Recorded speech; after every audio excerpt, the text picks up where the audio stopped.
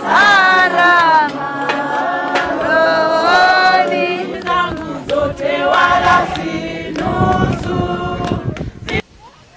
Ninaitazama picha ya huyu mtoto kwa hisia kali.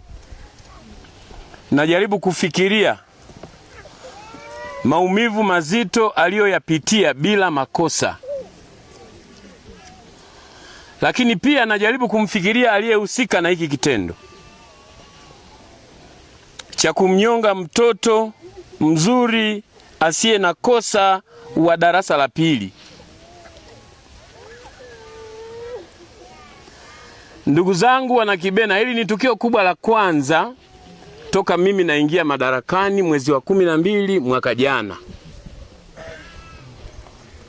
Wakati wa kampeni, maeneo mengi sana nilizungumzia habari ya mauaji,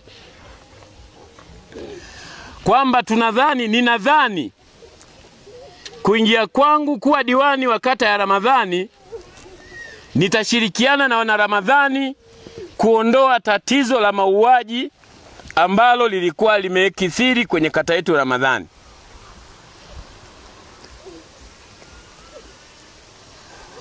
Na ndugu mwenyekiti,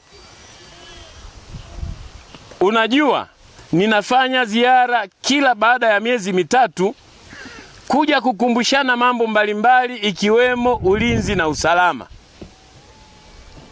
Kwenye zile ziara sio kama najifurahisha, na kuja tunakumbushana mambo mbalimbali ya kibinadamu. Sasa ndugu zangu wa Kibena, kio kama hili mimi nimelipata jana nikiwa nimetoka kwenye shughuli zangu, kwa kwamba Kibena kwako huko kuna tatizo, kuna mtoto amepotea, haonekani, katika mazingira ya kutatanisha, na mtoto mwenyewe anaonekana na umri mdogo, darasa la pili. Lakini katika kupata taarifa hizo nilikutana na mshtuko mkubwa. Mwili wake ameumizwa usoni, alivyoumizwa usoni wamembonda, lakini wakamtanguliza chini ya dimbwi, wakaleta magogo juu.